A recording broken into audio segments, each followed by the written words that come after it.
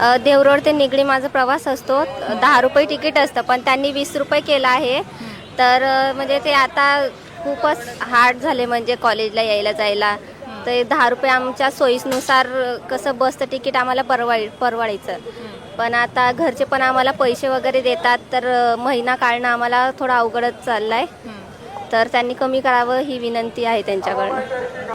तसं तर आता बसचं वाढवलं आहे त्यांनी 20, तर आम्हाला रिक्षाने यायला काही प्रॉब्लेम वाटत नाही. पण तेवढं सोपंच पडतं ना. मग आता बसनी धक्के खात कोणी आपली रिक्षा घेतली की झालं.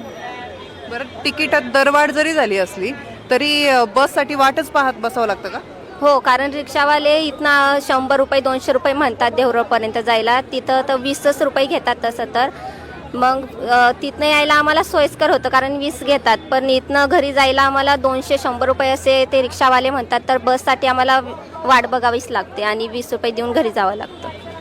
तू काय सांगशील? मी हे सांगन की यांनी एवढं भाडं नव्हतं वाढवायला पाहिजेत. डायरेक्ट डबलच केलं ना त्यांनी. थोडंसं कमी करायला पाहिजे होतं. ॲटलिस्ट 5 रुपये तरी वाढले असतं तर काही वाटलं नसतं.